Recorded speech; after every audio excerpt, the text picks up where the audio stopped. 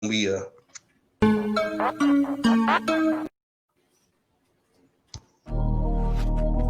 Shalom, Israel. You know what it is. This is Kentucky 8 Podcast.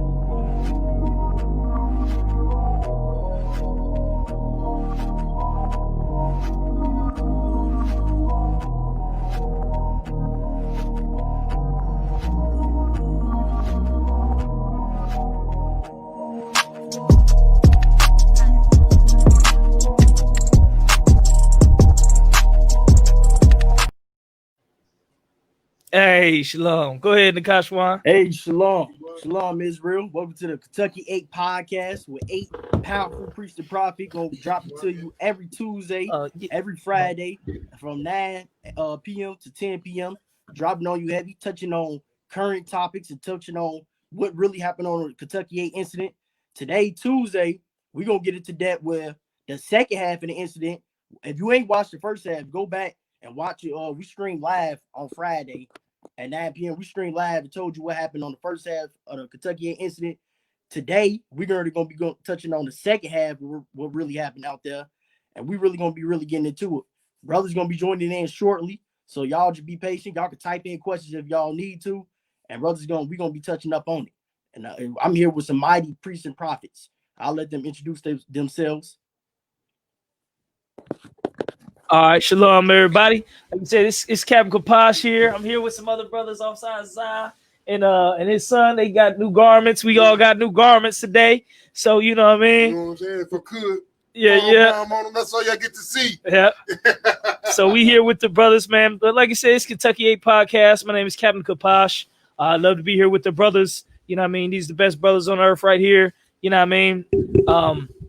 Like I said, we went through all of us went through hell and back. Some more brothers probably join in a little later. But I went through hell and back with these brothers. You know what I mean? Life or death situation with these brothers.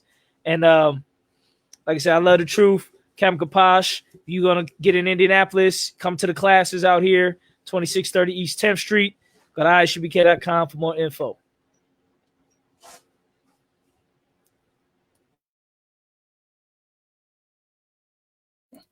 Hey, can y'all hear me?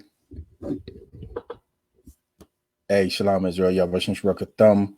There's also 5,000 Padizah Alabama coming out of Southern Ohio, getting it in with the brothers Kentucky 8. This is the podcast. We're going to continue today with dropping what happened with the event, but going forward, man, look forward to just, breaking down current events, you know what I mean? What's going on with Blacks, Hispanics, and Native Americans, just like the ISUPK do, man. Ain't nothing new. We about to hit you over the head with the truth all day, every day. Mosiah in Christ. Hey, Shalom, Lord Christ, Israel. This is Officer 1000 Hamakabab down here in Kentucky, man. We're going to get it in, give you the next part of the Kentucky 8 incident, man. Real heavy stuff coming out. So make sure you invite people to the stream. Man, it's going to get real heavy tonight. Shalom.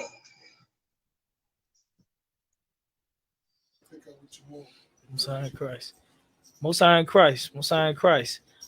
So we back at it. We're going back to the rest of the story of what happened that fightful day or whatever. It was, leave all that on.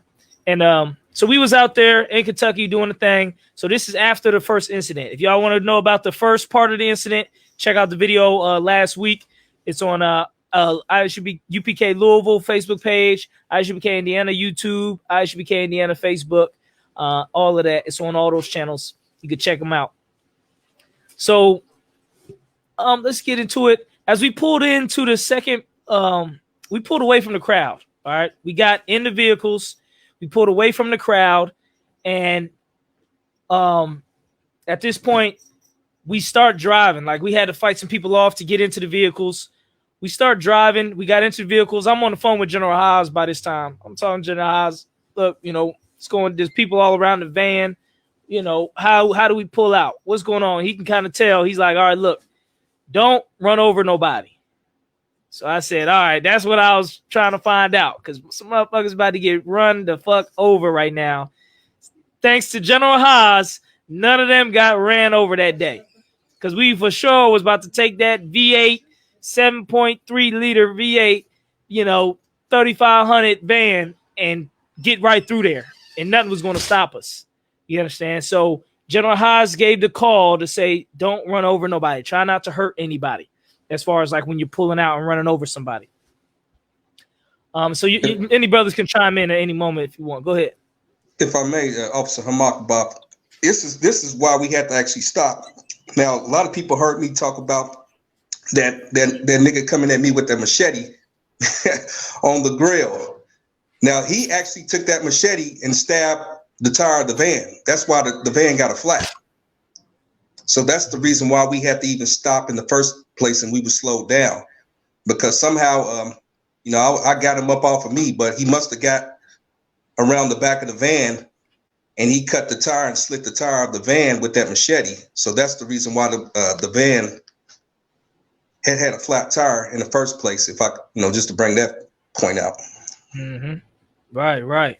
So it was so the flat tire, the van start. As we was driving, we start pulling out. So Napatazai start pulling out slowly, so he didn't run over nobody, and they got out the way, of course. And so we pulling off, and that's when we noticed the tire was flat. That's when we noticed it. The van start. When you get the flat, you hear that noise, that noise, and that's when it said, "Damn, the tire's flat." They done flatten the tire. That's not good. So we get around the corner, around the block, we turn, and we heading back to the spot. And basically, this was my call that I made. All right. Basically, should we keep driving on the flat, or should we pull over and fix the flat? Because we got spare tires in the van. Should we pull over and fix the flat? Okay. What we were by what looked like a police station. And so upon seeing that and kind of putting that into consideration, it's like, oh, there go a police station. There goes some police right there. It looked like it was about five or six police in the corner. That's when I made the call and said, look, we're going to pull over right here and fix the tire. All right. That's when I made the call. Napatazai, you want to chime in about that call when we made that call? Yeah, Khan. It was like it made sense at the time anyway, because if you ever had a flat tire, if you keep riding that a tire eventually come off, and then you had nothing but rim, you could bend the rim, damage the rim. So at the time, and Cap, you kind of speed past kind of the emotions, at the end of that first, exchange with those, those filthy individuals. Go ahead, take as long as you want. Yeah, come on. So, I'll speak for me personally. Like I was, first of all, I was in shock and awe that they came up against a priest like that, because, we wasn't saying we hate y'all and y'all stupid. We were saying, Donald Trump is evil. America is evil. You can't, you're not going to get justice like this. Only the Lord could bring you justice. And so, when they came up against us, one, I'm in shock and awe. I'm blown away by it. I'm like, I can't believe this. Right. And two, after it went down, I'm like, okay, like I was so damn jittery, just to be, your adrenaline is pumping and rushing. I seen brothers knocking people out, the Kashawan flying through the air, and and then just looking at, and we know we got to do better, like with the take ground, because, instead of taking ground to get to the truck, we taking ground and just whooping ass and just, we wasn't together like we were supposed to be. So once we got everybody together, man, I could just see like the brothers, like I was astounded, and I know the brothers was astounded just to have been through something like that, because that's something that you never expect. Although I can't say we never expected, right? Because we in I.S.U.P.K, but that was my first experience like that, where a crowd of people came up against us. We had to shove people before. There's a crowd of people like that. So, me, again, I was in shock and awe of the whole situation. But it turned from shock and awe to like anger, especially because they had oppressors mixed in there with them, that was coming up against us. And like here we are, on the right after the Breonna Taylor incident. And they joined hand in hand with the oppressors and letting the oppressors lay hands on us, just to show you how evil and wicked these brothers are. So You know, that was one thing, but I turned from shock and awe to anger. And as we ride, you know, I mean, everybody pumped up, everybody got adrenaline going, and so you know, we thought it was over. At least I thought it was over. I didn't know if anybody else thought something else might pop off, but I'm like, okay, cool. You know what I'm saying? We had our skirmish, we flat tire, you know what I'm saying? Little scrapes, bumps, and bruises, but for the most part, we was straight. I'm like, all right, cool, let's go. You know what I'm saying? Let's get in the truck. You know what I mean? Get in the truck, change his tire, get on the road. You know what I mean? At that point. So that was it. I just wanted to make sure that the people know, whoever run across this, you know, just kind of know at least my mindset, and maybe, you know, maybe some of the other brothers' mindset as we trying to get away from them. You know, we took ground, we did what we had to do to defend ourselves. But, you know, we was pissed. You know what I mean? We was pissed. At least I was. Right. And if I could, sir, just like Austin the Pastor, I was saying, it really did. It was like a change of, you know, emotion of how my rage went from, you know, taking ground and fighting until the point where we was at the van and we was ready to take off. Like, I look back at the campsite where we was at, and all you seen was them destroying everything at the camp spot. And I was kind of like, just like, it was like a moment that it's a time that I'll never forget. Because I'm sitting at the van while we all getting in the van, we going to get off and take off. I'm just looking at the campsite. Me and Austin Madara standing there looking, and like they just destroying like all of the camp equipment, the signs, the 2 speakers that we had, the microphones and the podium. And it's like, you know, you read about it. You read about what Christ went through. You read about what the priests and prophets went through. And it's another thing to really like live. Like, this is my people really coming, like they really coming against us, and we fighting for them. Just like Austin the Pastor, I said, we were speaking on Donald Trump. We speaking on the white man. We speaking about our people coming together. But at the same time, it was like they was filled with, you know, coming against this truth, and really the demonic spirit really came out, and that Christianity really came out, and it was like shocking. It was, you know, it was just shocking to live it and really see that. And man, I'll never forget that. Never. I can never forget that time, that moment, if I could. Right. Yeah, somehow. If I could. Go ahead. I just want to say too, like that whole, like me going from, you know, utter astonishment to like anger, like part of that anger was like Nakashwan said, when we turned, I mean, they were like wild, ravenous animals on that camp equipment. I look back like, damn, man, I made that banner.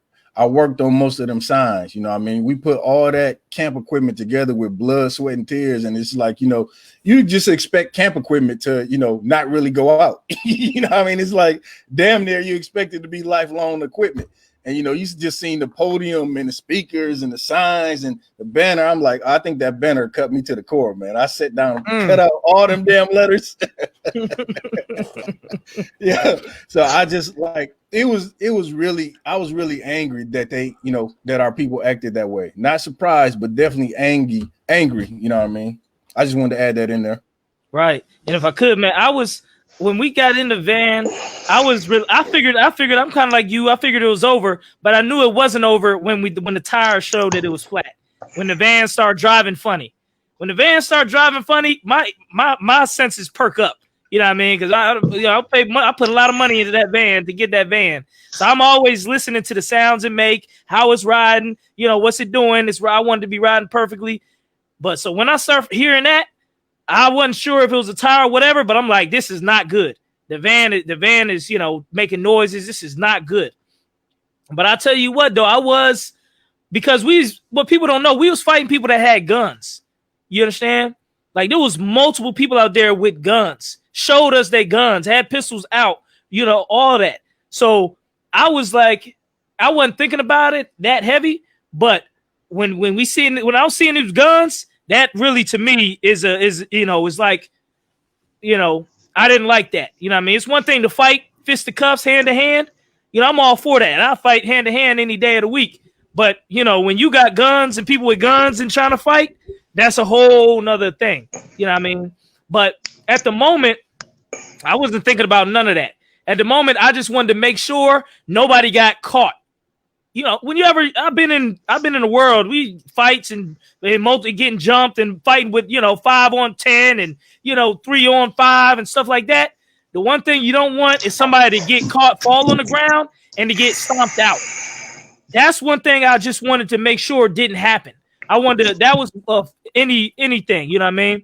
because I've been in the streets before. I've been jumped before. I would jump somebody before with my homies in the world.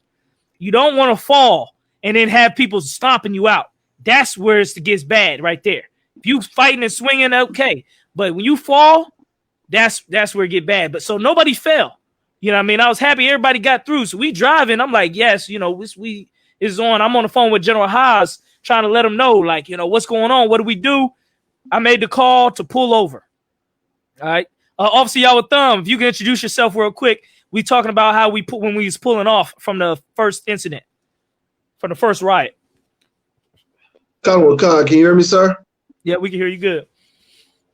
Khan, Shalom. Yahbashim Yashab Barakatham, Yahweh Shemal Thabashim Yashab to the sisters. This is Officer 500, Officer Yahweh checking in from Dayton, Ohio, getting it in with the brothers. I was trying to get in here on my laptop, but my laptop was acting up, so that's what took me a little longer. But we in here, we in the building. No sweat, most high in Christ. So Salakia. Go ahead. Salakia, if I could, you know, just like what you was, if I could go back to what you were saying, like it's really an honor to be able to go through Hebrew Academy and go through the training of which the brothers before me passed down, because like you were saying, the main thing was we didn't want to make sure no brothers was left, make sure no brothers failed and was getting stumped on and nothing like that. Because if I could just recently, I just heard a story from some brothers in the world recently. They was at the basketball gym or whatever. They came out the basketball gym, and somebody had put up the gun on one of the brothers, brothers in the world and whatnot. The brother ran off and left his daughter and yelled to his cousin, like, "Get my daughter!" And I was like, I couldn't believe, I couldn't believe that a man could, do something like that. Like, he left his daughter while they up in guns. He ran and left off and told somebody else to get his daughter. I just wanted to say that because I'm real thankful for the training that we got at Hebrew Academy that the brothers passed down, because something like that, it was, that's unacceptable for us to leave a brother behind, if I could. Mm-hmm. So it was heavy that we grabbed all the brothers. We grabbed them all. We rolled in. I took that in the Potter's Eye. I told the Potter's Eye, pull over. It looked like it was some cops in the distance. This is a spot. We're going to have to do it. So we pull over. We had two vehicles. We had the van and I think McQuawa's car. So we pull over. I think McQuawa pulled in front of us. And we get out the van. I'm on the phone, but at the same time, I got to show the brothers where the jack is. There's a jack in the van, a 3-ton jack, and all the pieces to it. And there's a box full of all type of things, the cross iron and all that. So I'm showing them these things. We got a mighty man in the building. Sharna Quash, you know what I'm saying? Shalom, Lord Christ, bro. Hey, Lord Christ warrior. Hey, Yahweh Shishim with you can introduce yourself real quick, Officer Sharna Quash. Shalaki, if I may, the priest and officer Sharna Quash, you know what I'm saying, coming out of I.S.U.P.K, Kentucky. Mm-hmm. Just to let everybody know, man, it's an honor to be here with you mighty men, man, for sure. Damn right. And for people who don't know, Sharna Quash was definitely there, and he was part of the first incident as well. You know what I mean? The first incident before what we're talking about, the week before. So right now, so we're in the van. We get out the van. I have all the brothers. We all get out the van. I'm on the phone and I'm showing the brothers where the stuff is at. And General Haas is giving me different orders. What's going on? What's this? I'm giving them a feel. Are we pulling over? We're going to change the tire. This and that. I'm showing the brothers where the stuff is at. And I'm trying to tell them, look, y'all start switching out the tire, putting in the jack, putting in the iron, the tire iron. They're getting on. I think the Kashwan, was you part of the brothers changing the tire? Kind of one kind. Yeah. So we had other brothers who was on Shamar around us. I think Yahweh Thumb was on Shamar. The Potazai, you was on Shamar. I was on the phone. And so brothers were on Shamar, and the other brothers was changing the tire to the van. All right. It's a big van. It's huge. It's the extended version van. Big tires, big jack. So we trying to get the jack together to get it up off the ground. And so this is after we just had this life or death situation. So, brothers is trying to get it together. This is during this time, Jake from the world pull up in a black truck, and he pulls up and he says, was y'all the ones who was getting into it around the corner? At this moment, I'm like, this not good. Because I'm on the phone with General Haas. I'm telling General Haas some guy just pulled up on us and he's asking us questions. In my mind, I'm like, this dude, he could have a pistol or a gun or something in his truck, because it ain't wise for you to just pull up on, 8 or 9 guys or, eight guys in your truck. And we could just come up there and pull you out your shit. You know what I mean? So to have the boldness to come up, he either has to have some type of firearm in there. That's what I'm thinking in my head while he's sitting there. I'm ignoring him. I ain't saying nothing to him. But in my mind, I'm thinking he must have a pistol or something in his vehicle. This is not good. He might pull out and start firing right now. So to me, I'm like, this is not good. I ain't saying nothing to him. And he's steady trying to talk to us and ask us questions. Napataza finally says to the guy, what'd you say to the guy, Napataza?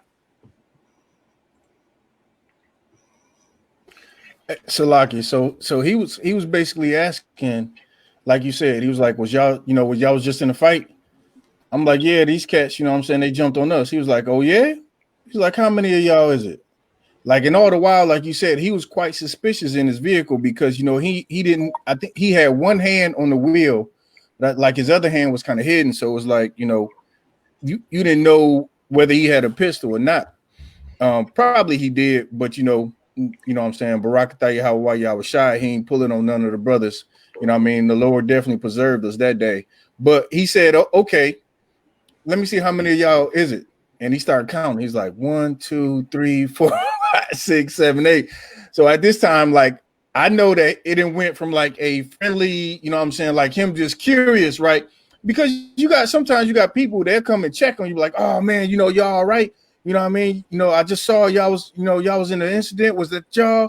Y'all cool? But like his demeanor was like, okay, y'all got how many? He was like, I'm gonna be right back with, with 5 more cats. Cause he had like, it was like him and another cat in the car, or 2 cats in the car, or something like that. So he counted how many of us it was. And he was like, I'm gonna be back with 5 more cats. Unfortunately, his math was bad because he came back with way more cats. If I may, yeah. So if I may, this is Officer Mark Bob down in Kentucky. It's just like a scene on a movie. Like we were standing out there while the brothers was, jacking the tire or getting, messing with the tire, and I seen a mob running around that corner. I mean, they had. If I could get into it, we was right next to the correctional facility here in Kentucky where they lock criminals up. And there was a couple of correction officers out there smoking cigarettes. It was probably about 5 of them out there with guns, mind you, right? So when they seen the mob run around the corner, they started to run back in the building. I mean, it looked like, I don't know, I'm old school. It looked like that scene from Police Academy when that mob came around the corner. I'm real old school. That's how it looked to me. And I know me and the Kashwan took off running. I don't know, because it was just, I seen guns, I seen sticks, chains. We took off. I mean, it was just, natural instinct. Not that nobody's, a punk or nothing like that, but you can't, you can't outbox a gun, so I know me and the Kashwan tried to run to that door, the same door that the correction officers went into. And that's when the correction officer pointed the gun at my head. He said, back the fuck up. Me and the Kashwan, he pointed the gun at us and said, back the fuck up. And he slammed the door in our face. And right then and there, my heart sunk. I'm like, oh man, he dirty. And then I let another brother take it from there. Right. And so, hey, we got Amawang Gabar. Hey, go ahead and introduce yourself, Amawang Gabar. Hey, Shalom, Lord Christ, Officer 500. I'm a Wanga Bar, Louisville, Kentucky. Damn right. Go ahead, Warriors. Go ahead, sir. So like, if I could, I would like Officer Mark Bar said, it really was like a movie. It almost seemed like trying to explain it don't even do it justice. How crazy it was, because when we was changing the flight and everything, like we thought it was over with. Brothers just taking deep breaths, and we checking on brothers, asking us who was hurt. Brothers taking deep breaths. We got to a point where we started laughing, like we made it out. just for it to stir back up. I'm like, damn, like they came back around the corner, like they came around the mob, like they curved around the corner, and we just looking like this shit is back. We back at it again. Like it was like crazy, man. If I could. If I could, real quick, Cap. When I seen, like, they both of the brothers said it perfectly. It was like a damn movie scene. It's like you watching somebody at their lowest time and then something bad else happened. It was worse than saying, you know, them not approving that $2,000 stimulus check. It's like $600. Damn.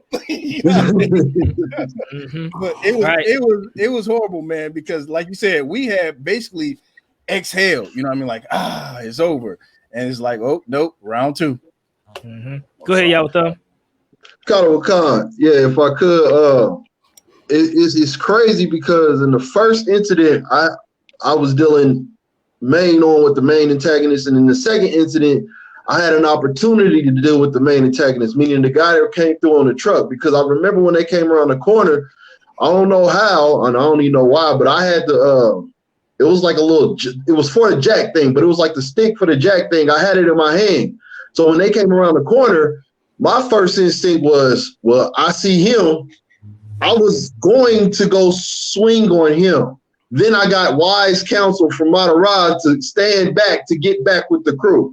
To give ground. Yeah, right. Yeah, but I was intentionally going after him with the jack because I figured, you know, if we're gonna go out, might as well go out swinging. But I got wise counsel, and then, you know, we got pushed back into that little situation where we was you know what I'm saying, as Officer Michael Bob said, the protection just ran. They pulled a Capitol Hill on us. You understand? They just got up out the way. You understand? They said, why, you know, they already knew what was going on. So they got up out the way. They locked us in a situation. The reason why it made us put us in a situation is because when they locked the door, we was thinking we would be able to, I don't know why we did, but we was thinking, okay, maybe we can go in here with them. Cool. They locked that door. We turn around. We see about 15, 20 niggas with chains, bats, guns, ARs.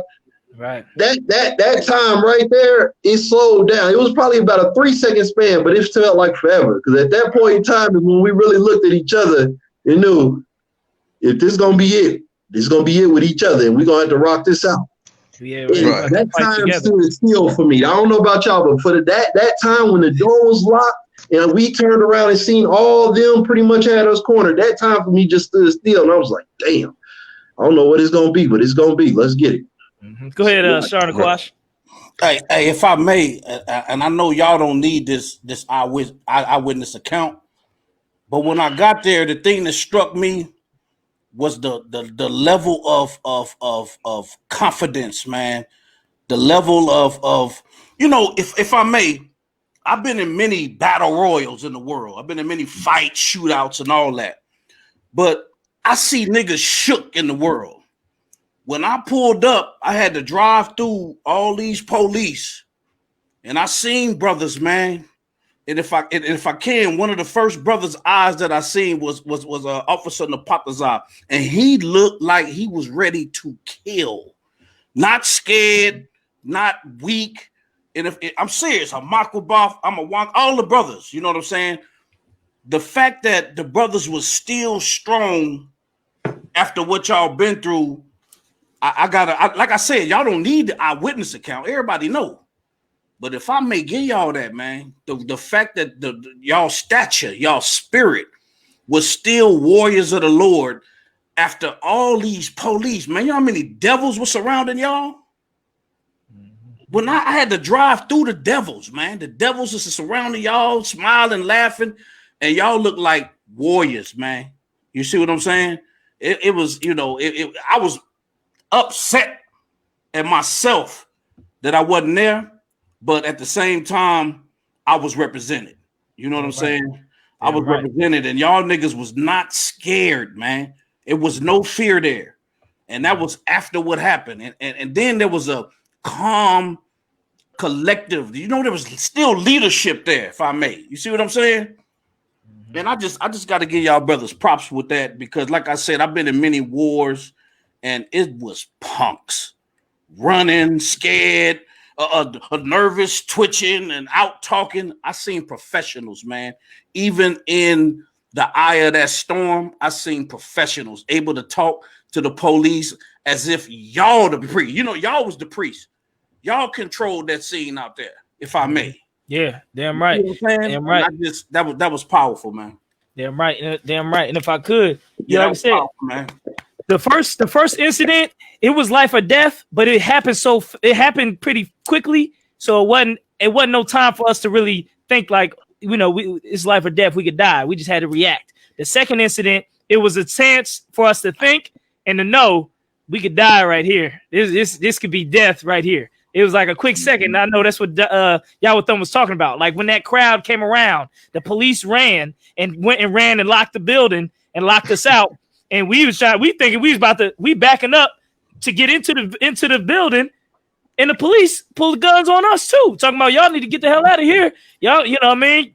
You might let some of the crowd in here. They scared. They closed us out. That was the moment when it was like, damn, this could be death. This could be life or death right here. You know what I mean? Hey, Your heart dropped. Go ahead, Warrior. Hey, it looked like that scene off that movie, The Warriors, when they say Warriors come out and play. Yeah. They hit around the corner. They had all type of. They had swords. They had bats. I was like, where you get a sword from? I'm sitting there like, forget the fight, forget everything. Where the hell you get that from? Like, shit, you supposed to be over here with us, nigga. You on the wrong side of the damn fence. How the hell you get a damn sword, nigga? You can't even get a gun nowadays, let alone a damn sword. So that's all I had. Yep. So basically, what we jumped into action, brothers.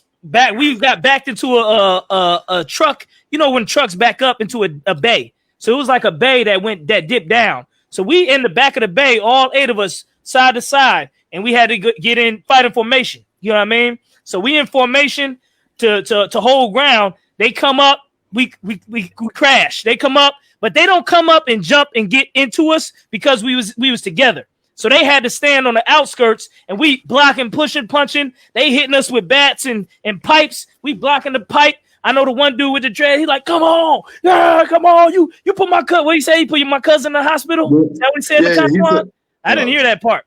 Go ahead. What did he say? Salaki. Yeah, he said, you put my cousin in the hospital. You put my cousin in the hospital. And I don't know. I feel like somebody said you could be next. It wasn't me though. Damn right. Hey, that's what it was. That's what it was about to be. Your ass be next because hey, Shalom, Officer I.S.U.P.K. I.S.U.P.K. What's going on with it, mighty man? Shalom, Lord Christ. Just got off the slave. Hey, what's up, Christ? Go ahead, introduce yourself, Warrior. All right. I'm Officer I.S.U.P.K, Officer 50 out of Kentucky. What's up, Christ? His brother here was at the first incident. You know what I mean? But the week before that happened, him and Ashar and Aquash. So, if I may, go ahead. Like if I may, at that first incident, the brother had a little heat in that glove compartment. I thought I was gonna have to, you know what I'm saying? I'm glad brothers, talked me out of it, but brothers was hitting on the truck with, they was just hitting on the truck, trying to stab the tire with a machete. That first incident, and I came that close. That close. I reached for it, but I didn't pull out. So we was able to manage to get around the crowd, drive around the crowd, and the brother, Asar and Aquash and I.S.U.P.K was there for that incident. So really, they like honorary. Kentucky 8. Actually, Asar the Aquash was there that day in the aftermath, and the incident that happened where we was on some boys in the hood type stuff. We'll probably talk about that in the next telecast when we had to go to the hospital and all that. But them brothers was real happy. I just want to give it up to them brothers. You know what I'm saying? Damn right. So yeah. So back to the incident. We all back. We ate shoulder to shoulder, all 8 of us in formation, Hebrew Academy style. We punching, blocking, this and that. I think Madarah had to block the pipe, and he had got a big swollen arm from blocking the pipes from hitting his brothers. He had to protect. So we was in one bay, okay, and I didn't like that bay. And in Hebrew Academy, you basically follow the camp leader. The camp leader is the controller of the mob part. So the bay we was in, I didn't like it because we was all the way cornered. I like the open area. It was a bay next to us. It was kind of open.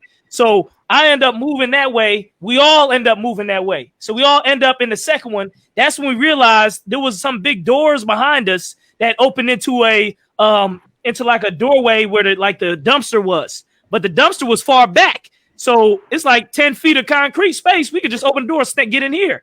So brothers start, I think, eventually getting in there. But before that happened, I had got a little, you know, too much into it because, we blocking and stuff. I jumped forward. I hit a dude with a throat strike. This is what really made me go into the crowd because I hit a dude with a throat strike and he fell down. It happened so nicely that it made me go for somebody else, other people. And that's how I got into the crowd, away from the brothers. You know what I mean? So if I could, Cap. Go ahead. This is all I was like. Captain left. We turn around. I mean, this is a little further along, but just when you telling that just make me just shake my head at you. Salaki, sir. That was my fault. I got too carried away. Because look, when I hit the first guy with a throw strike, he fell over. So I'm like, damn, you know what I mean? That was encouraging. So I went and choked another guy like at his throat and pushing him. You know, so I'm shorter, so I'm pushing at your throat. You know, I got more leverage, so I'm pushing him back. There was a guy behind him, and I pushed him onto the guy behind him, and that pushed him onto the car. So now I'm all the way in by the street now, by the sidewalk, and the brother's way behind me. The Kashwan, you said something happened where you had to do something at that moment. Yeah, because I remember when y'all had got to the car, when got to the car, it was some Jake coming behind you and shit, and it was a chair that I had picked up from when he had first popped off, and I ran up and hit him in the back of his head with the goddamn chair. Damn. I remember you said he was behind me with the machete about to try to stab me, wasn't it? Right, kind of a guy. Yep. So I didn't see that. Obviously, shout out to the Kashwan. He saved the captain. he saved me. Hey, I'm gonna have to buy you a drink for that, Nakashwan, for water. You know what I mean? I owe you my life. And Nakashwan saved him. Dude was about to stab me from behind. Could have split my shit wide open. Nakashwan seen it, hit the dude with the chair, and stopped him from being able to get me from behind.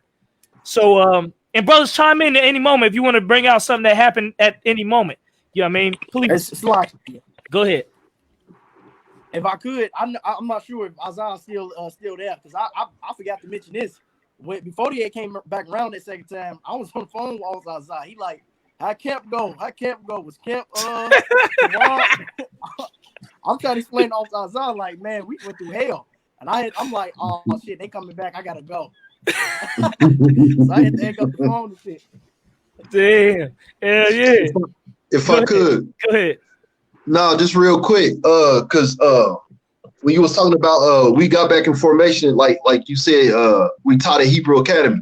Me personally, I haven't even been through Hebrew Academy, but I'm thankful for the Spirit of the Most High being in the UPK because as soon as I was told to, get back in the pack, it just became natural. You understand?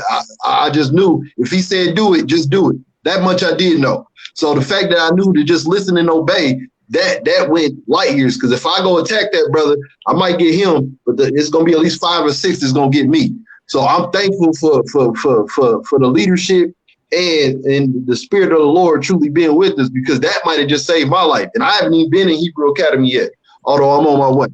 But that's all. Damn right. And if I could, I definitely want some of this background information. So I hit the dude. I hit him on the car, and so I turn around, and to me, I couldn't get back to you, brothers. You know what I mean? It was too many people in between us, and dudes is closing in on me. Tell me what happened right then, because I'm go ahead. All right, I'll just give my little quick version. So, all right, we back in together. The brothers coming to trying to attack us, like you said, we together. But I don't know how, but slowly but surely we start to move sideways. Like you said, we move to the next bay. But all this time, we hitting with them. You know what I'm saying? One brother, 2 brothers, whatever. So we move into the next bay. Officer Pontaz's, I'm gonna let him tell his story. But yeah, he was going in on this one older guy. So that caught my eye first because I was hitting, but then I seen him doing that, and I was like, damn. I don't want to got hands out here. So I stopped to do that. Salakia, y'all. That was my fault. But then I caught up with y'all. And when I caught up with y'all, somebody said, somebody opened, you know what I'm saying, whatever that was, like a big old dumpster area, like you was talking about. It was a gate we could get into. So we finally get in there. We closed the gate. We're like, yeah, woo. And then we were like, yo, where Cap at? And then we was like, oh, shit. all the time we realizing they throwing chairs, pipes, everything over the fence. We like, yeah, we got to go back out there. Damn. So that's all I can say on that, though. That's my little hold on. Hold on. I got something to say. Salaki, I got something to say. Hey, I was from the process. I was beating the piss out of somebody. He was beating the piss out of somebody's husband. Like, it was so funny because he the only one had the balls, I guess, to run up on us because all of them, they had weapons. They was out, but they didn't want to run up because they knew they heard about what happened from the last incident. So they knew, like, man, they ain't niggas, but they ain't nothing to play with, though. That's the reason why we had to come back so deep. As far as them speaking for them, that's why they had to come back so deep because they heard about what happened the first time. So anyway, that was the lady that was up in that pink, I think it was purple gun. She kept pointing at us the first incident. She kept pointing it like, y'all better bag up. Like, we ain't never seen no gun before. Like, we gonna run and hide. Like, oh, it's a gun. Man, well, you better shoot. You better shoot and you better aim right or it's getting took from you and it's gonna be used the opposite way. But that was the same lady. Now she done went and got her husband and got his ass beat the fuck up. That's why I said that was the Lord right there. Got her husband beat the fuck up. Yeah, that was ferocious. Like I said, when I seen them doing that, literally, I stood still. That was the time when we got in the court. We were cornered. The cops pulled the Capitol Hill, and we had all them brothers, like 12, 15 plus brothers out there with the weapons. Time stood still that time. And then when I seen Officer Napataza beating the shit out that one dude, time stood still for me then, because I was like, damn. That nigga serious. Like, he was really giving it to whoever this dude was. And then I think the like he said, that was some sister's husband. The sister started pleading for it. It's like, get off my husband. That's my husband. Leave my man alone. I'm like, yo, you should have came over here. But yeah, that was definitely crazy. And if I may, it was somebody out there with a AR-15 that was like, he had it up, but for whatever reason, he just didn't shoot it. I believe that was the Most High that stayed his hand. You know, maybe he was afraid to shoot his own partners or whatever. But I remember seeing that. You know what I mean? That was crazy. I don't know why he didn't just, spray us down and mow us down. Maybe he didn't want to hit his partners once we start engaging them. But he was out there too. Right. If I could, real quick, Nakash, that cat, I remember seeing that cat, and I don't think he was involved in it at all. I think he might have knew one of those brothers, but when he pulled up, I watched him from the time, as much as I keep my eyes on him, I watched him from the time he got there, and he was just in the back chilling. He probably was just there as a spectator because I didn't see him over there doing the first, squabble, and like when he pulled up, he was just chilling. So I don't think he had any, any dog in the game. Hey, so like I said, if I could, they was waiting on like some white supremacists to come down there the whole time. So like, I think when he came around the corner, that's what he thought they was fighting. But when he seen it was some niggas, he like, oh man, hell no. And he bagged up like shit. Like, it is what it is. Right. I know. Cap, go ahead, Nakashwan. Like, if I could, real quick, the brother that had the AR-15. When we was up there speaking, out of everybody that was coming against us, he was like one of the only brothers that was like, he was nodding his head like agreeing. That brother, like I saw, he was at the camp spot way before the incident broke out. He was agreeing. He was sitting there, like he was feeling us. And then, when he came back around with the AR-15, I think that's why he was kind of like, y'all got to be on some bullshit because he was at the camp spot before everything had broke out or whatever. Well, let me give a little bit. So after when I turned around and I seen the crowd was in between me and y'all, this in my mind, I said, I got to go around. I got to go like around the crowd, like a night directly through it, but like the long way. So that's when I got off the dude who was on the car, got him off, but I'm dot like motherfuckers is around me trying to close in on me and swing on me. So I could feel the swings about to come. So I'm ducking. I already could feel it. So I cut out. And I go through that parking lot. Y'all know from the Bay, it was a parking lot.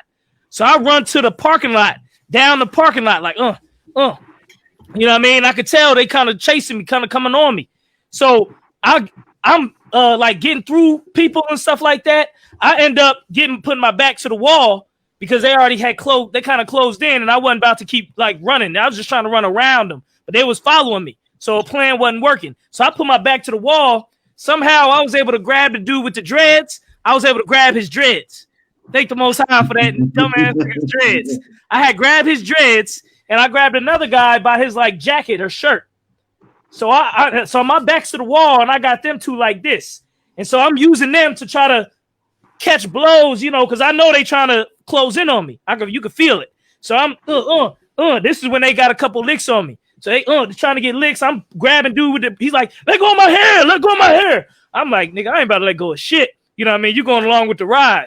You know what I'm saying? So I'm grabbing, holding, and okay. So as we swinging around, this is at the moment where I was like, I could probably get killed right here. In my mind, I was thinking like, yeah, I could probably get killed right here. You know what I mean? Right. This moment, it was just all instinct going on. It wasn't like I'm thinking anymore. At first, I was thinking a plan to try to do something. But now at this point, it's just all adrenaline, all just natural. Whatever you got to do, just do it. You know, you tired, all that. Getting jumped. So I'm holding on to these two guys while there's, you know, however many other people around us. So I don't know if I was falling or if I did it on purpose, but I come down and swing the guy with the dreads down to where he falls to the ground. I grab it, you know, if you grab a person by their hair and you pull them down, they're going to go down. You know what I mean? They're going to go where their head goes. So I pull him down on the ground. He falls. The other guy, I just kind of like push him away. And that's when I start trying to get back to where you brothers is at. So I start running. I think, dude, this is where I got like stabbed. I think I got stabbed during that point. You understand? So I'm trying to get back. So go ahead, Warrior. No, I was just gonna say this is the part where I remember, like when you we was all in that dumpster, like that caged area where that dumpster was, and the door was closed. We was all in there, but except for you, we was like, where Cap at? Where Cap? I know Mara was like, where Cap? And then we made the decision. We got to go back out there and get Cap. So we opened the door up. Oh, hold on. This when I get into the door. So I'm running. It's still a lot of parking lot, and there's still like different people scattered through the parking lot.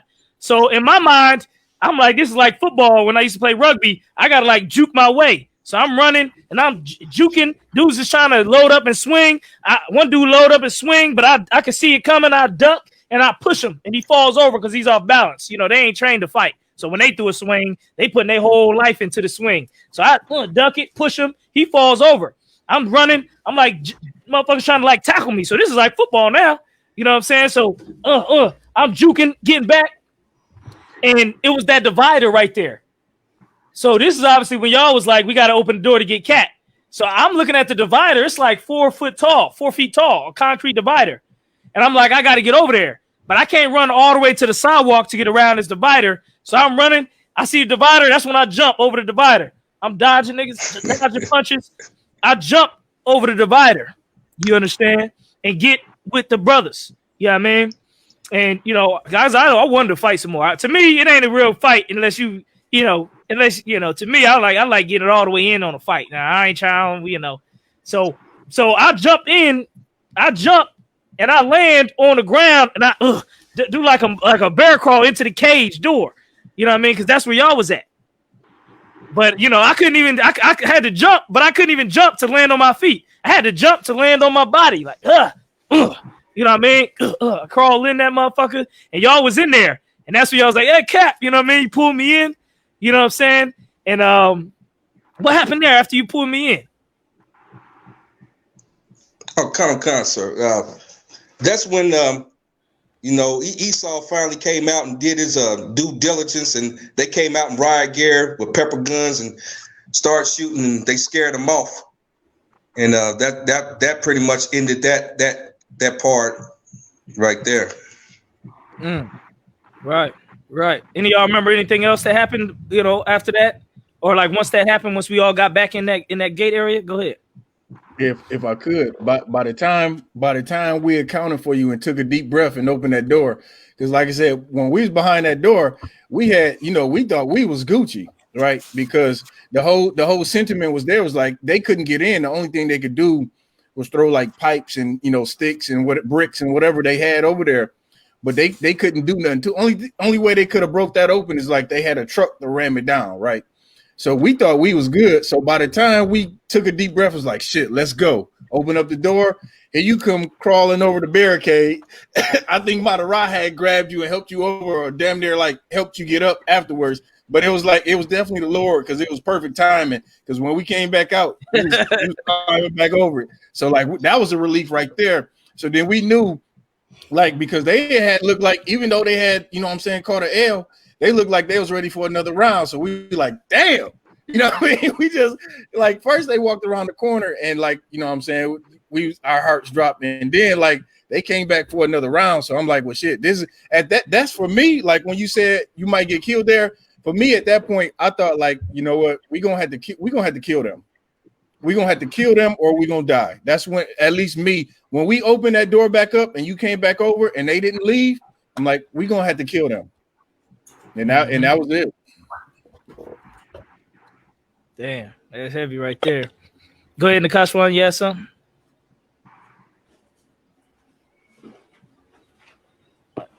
Yeah, like also the positive, I just said that was like the point where, you know, it was like it's live or die in this situation, because when Cap came back over that barricade, they were still coming towards us, and then we sitting there like, you know, like y'all got to be done. Like, I mean, like what do y'all want? You know, like we at this point we just looking, and I'm like, it's just life and death right here, because they like out of their goddamn minds, and that's when Esau came out with all the pepper spray and all that stuff, and it was the Lord, because it was really a life and death situation at that point. Right. It's because, especially, look, it was only 8 of us and fighting, you know, up to you know, 40, 50 different people. You know what I mean? So some of them probably still had more energy. You know what I mean? Some of them probably still ain't felt no hands yet. Some of them was probably just, you know, because to me, I don't know about y'all, I couldn't give an exact count of how many people was out there. The first incident or the second. To me, because there was people across the street too. And there was people like coming, it seemed like from the sides and from behind us. It's like you couldn't tell, you know, for me, it's between 15 and 40, 50 people throughout the whole time. What's y'all's count? Who else got a count that they think? We can go rank order. If I could, I would say, okay, the first incident where we was at camp, the first incident, like as far as people actually fighting, it might have been 15 to 20, but as far as people that circled us and was there, it had to be between, you know, 30, 40, maybe even 50 people that was in and out, you know, just circling us around, destroying the camp equipment and that. But for the second incident, I would say it was at least 15 cats for the second incident.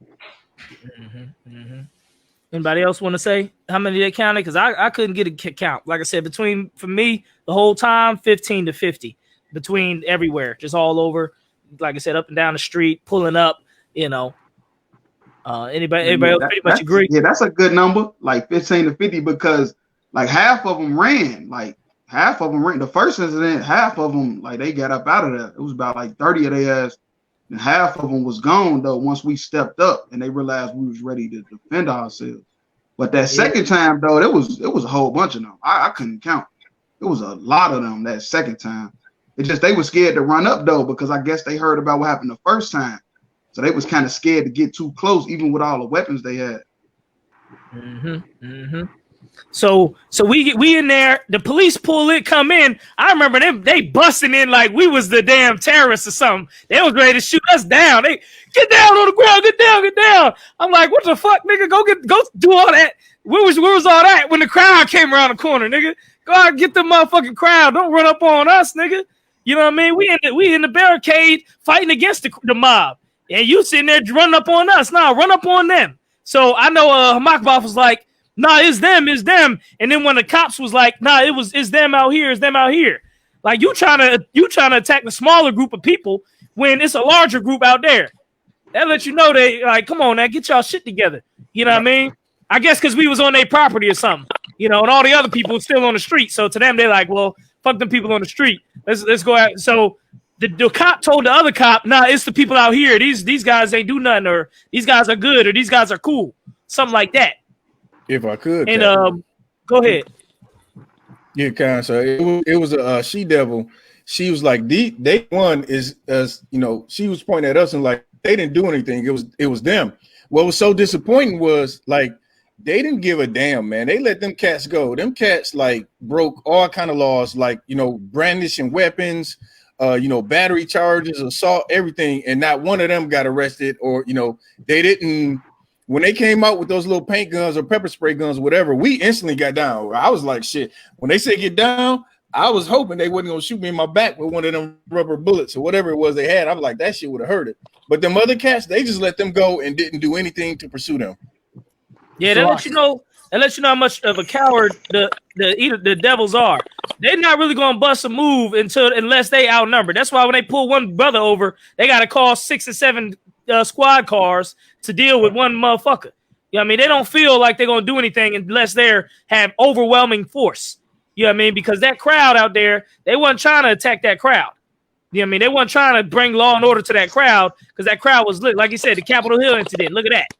That crowd was bigger than them, so they like, nah, let the crowd win. Because look, even though we the police, they ain't ready for no real action. They full to jump on Breonna Taylor and 10 cops with riot gear and ARs to jump into some little apartment room. They ready for that. They all gung-ho for that. But when the motherfuckers all on the street or Capitol Hill, they ain't ready for that. They ready to calm down and run and hide and cop pleas and shit. Go ahead, Nakashwan. Yeah, if I could, because I was gonna say too, like when we were changing the time, when we first got there, we explained to them what the hell that had just happened. Like we the brothers that went up to them and told them what just happened, and they was acting like they was understanding, like they understand, what they out there protesting and rioting and acting crazy. But then when everything broke out, they ran inside the building and they came back out and was still, like you said, they didn't give a damn. They didn't care who they was gonna hurt or who they was gonna pepper spray. And I thought, because for a second, I'm like, damn, we about to go to jail now? Like it was crazy. Right. I think we was gonna go to jail or get locked up over nothing. Right. So then they came, they started going after the crowd and dispersed the crowd. That's when we started coming out the thing, and then the medics and shit and the ambulance and that thing came. And I know, so we start getting checked out. You know what I mean? Little brothers had little cuts, little braziers, little abrasions and stuff like that all over the place. You know what I mean? I know dude cut me on my face. I had like a cut on my face. So they wrapped something around that. It was bleeding a little bit. You know what I mean? I know I took a couple blows, but I like to be in the action. So I expect to take a couple blows. To me, it was no different than when I played sports.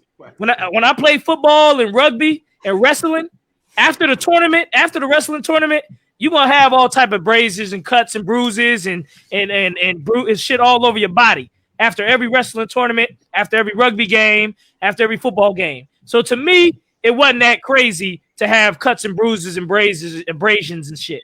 I don't know about y'all. Did y'all feel like, man, it was you took a lot of damage, or what happened with that? Man, that was just another, man. I done been through so many fights like that in my life, sir. I ain't gonna lie to you. I was waiting for another fight like that. I've been waiting to get some energy off my chest. I've been waiting when the Lord said, look, well, I got something for you, shit. I'm gonna put you with 8 niggas and y'all finna get down, shit. Yeah, so right. Shit, I just took it like that. I grew up in Air Course projects, man.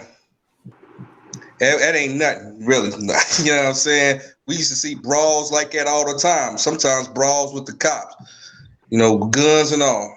So it's another day at the office, I guess. Mm-hmm. Yeah, right. Any other brothers? How do you feel? You feel like I took a lot of damage and this and that? No, I was so again, I know we didn't said it a million times and we thank the Lord, that he preserved us. But realistically, you said it earlier, we should have been stumped out with the weapons that they had, with the amount of brothers that they had. I said this in the first episode. There was a bunch of bitches, because if it was me, like if we had them numbers against them, they would have been stumped out. They'd have been stumped out. All of them would have been hospitalized. All of them would have had broken bones. You know what I'm saying? Splits, cuts, everything. They would have had to pry my boots out of their behind. Like, they was super soft, man. Super soft. Mm-hmm. And they showed us that it was, because like I said, when I was coming back and I was surrounded by them, I could tell them trying to swing. I could see out the corner of my eye, dude trying to swing over here. One dude, I dodged his punch and then pushed him. He just fell over like a damn leaf. I'm like, all right, good. Get the fuck out the way then. You know what I mean? You know what I mean? He just fell. That's what made me go out to the crowd in the first place. Because when I hit the one dude, he just fell. So I had to go after another guy now. You know what I mean? Like dominoes. They was just falling. I don't know if that was the Lord or what. But hey, thanks to the UPK, you know, all the training, all that shit paid off. Because they was kind of dropping like flies. You understand? They wasn't like, you know, we going against some of these, you know, like a football team. Like these was guys that dropping like flies when you connect on their ass. So that's how it went down. Even though they had the numbers, they didn't have the spirit of the Lord on them at all. You know what I mean? The Lord was definitely against them because everything we threw, it stuck. All the shit they threw did not stick. You understand? Even when they had certain brothers surrounded, it did not stick. You know what I mean? They wasn't able to take no brothers out. You know what I mean? Brothers ain't nobody even hit the ground. Only time we hit the ground is when I jumped over that barricade to get away from to get in to the barricade. But ain't nobody even got knocked hit to the ground. So like the brother said, any other incident, people gonna be falling, getting hit down, jumped, kicked, stomped. So, all right. So then the police came. We certain brothers who had any type of cuts went to the hospital. I told them, look, I don't need to go because I didn't know how the brothers was gonna get home. So I'm like, I can't leave. Because of how y'all gonna get home. You know what I mean? We ain't got the van together yet. There's no other vehicle here. I'm like, in my mind, I was like, we should wait till Sharna Quash get there with his car and we take the other car. Everybody can car up. So I'm like, look, I told him, look, I can't go to the ambulance until, to my mind, I'm like, till the Sharna Quash get here. Then I can leave or go to the ambulance or whatever, get little cuts stitched up and stuff. But at least I know the brothers had an escape route. I don't know what the cops do. The cops can come and then leave. You know what I mean? They can come and leave, and then we back on fighting again. Right. If I could. Go ahead. And I didn't even see them. They even towed the van up. I didn't even see that part. I didn't see that either. Did y'all see when they busted the windows of the van? Right. When did they do that? When did they have opportunity to do that? I'm not sure. Salaki. Nakash want to take over. I got to run the bathroom real quick. I mean, Napatazar take over. Okay, so real quick, I know by the time when they were when they were running out, like we saw them running. So they, like I said, they didn't chase anybody, but they was hitting it as they ran. So they might have did some of that beforehand, but I know for certain that I saw some cats hitting windows when they were running off, and that caused like they busted like 5 windows out the school van. So it was crazy. Go ahead, take over. If I could too, sir. I know also Makabov will go in more in depth.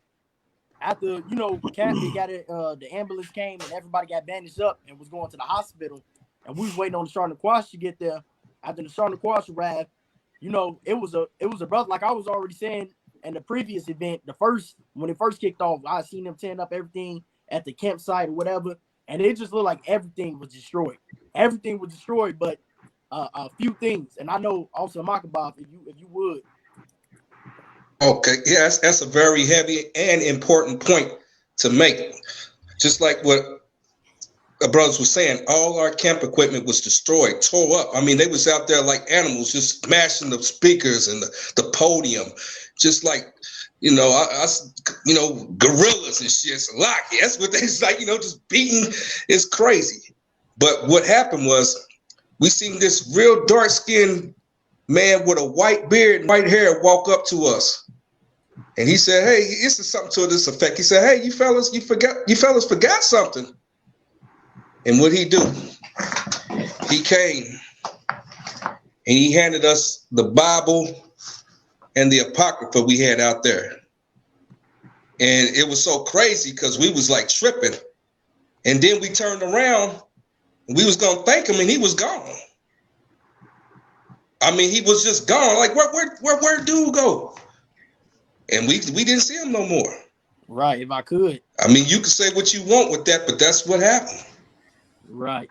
If I could, it was crazy because I don't even know like how he found us. We just turned around. And he was just walking up with the bag. It was like y'all forgot something, and he had handed us the Bible and the Apocrypha.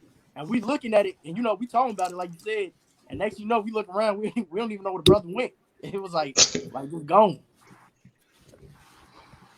Y'all talking about the brother with the Bible who brought us back the Bible and Apocrypha? Yeah, what happened on that? When did that happen? After we went off with the after some brothers left or whatnot? When did that happen? And if I may, sir, what was so strange about it is because they had everything taped off and they had the police out there. How did he get through the police? That's what don't make sense. How did he get through the tape and the police? And it's a crime scene. Makes you think. It's like it was so funny because he was walking up, and I was seeing him as he was walking up. I'm looking at. I say, man, he better not got what I think he got. I'm peeping it while he walking up because I don't know, just something I could just tell he had something he had to give us. I just didn't know what. I thought it was probably the camera or something because I could tell how he was walking up, how he was holding his bag, and he's like, hey man, y'all left y'all. I got y'all books. That's the only thing that was left that was out there. I'm looking like, man, that nigga got to be an angel. I said, that nigga, he gotta be an angel. Ain't no damn way he walked. How he even find us anyway? We off in the cut. Like where we was at was in the cut. Damn, that's definitely the Lord. That right there put the fucking icing on the fucking cake, man. Or whatever, you know what I'm saying? That right there solidified, you know what I mean, what we had went through. You know what I mean? That solidified it right there. Because some of you know, some of you don't know. I'm not going to tell too much, but in Hebrew Academy, that is what you have to come back with. You don't. Some of you will find out, but in Hebrew Academy, you have to come back with that Bible. You cannot complete Hebrew Academy without that Bible. And some of you will find out what I'm talking about later in detail, in depth. You understand? But the fact that man came back with that Bible, that solidified that what we went through, the Lord was with us. You understand? The Lord was with us for 1,000% when he brought us our Bible back from the wreckage. You know what I mean? Out of everything, he brought us that Bible. We still have that Bible, don't we? Sir. If I'm not mistaken, they took it and put it in the Philadelphia school or the New York school, one or the other. You sent it to him? They took it when we went to Houston and Commander GEN.YAHANNA honored us. They went ahead and took the Bible and the Apocrypha and they said they're gonna, make a showcase for it so it can be in the annals of the ISUPK history books. Damn. Yeah, that shit is fucking insane. That Bible, like what? Like where'd you pick it up at? It was just on the ground? You know what I mean? Like, after what? People with guns, you just gonna go pick up the books and then go give it back to them while everybody run around with pistols and guns and police, 300 cops pull up? Like that was the Lord. Yeah, I mean, and when I wasn't there for that, but when I got the report on that, that brought a lot. That changed. That made it like, yo, that's fucking insane to me. And here's another thing. We went to the hospital. Brothers got their little checkups and stuff like that. I had some stitches on my face from when I got cut on the face. Little stitches here and there. Brothers, with some, need some ice packs, shit like that. That's really nothing. We seen them in the hospital. Me and Matarab was in the same area, terminal ward or whatever. And he's coming to me, talking to me. He told me he see them in the other part of the hospital. I'm like, oh shit, it's not good too. Because we sitting in here. What if they go crazy and try to call again? We got to fight again in the hospital.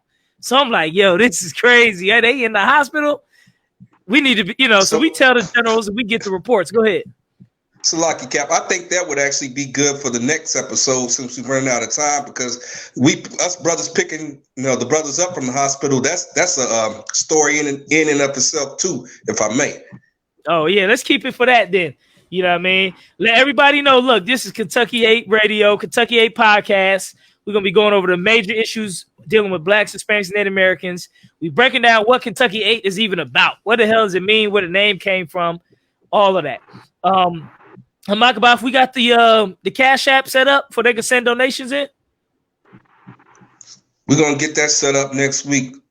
Most High in Christ. We're going to have a Cash App for y'all so you can send some support, send some donations.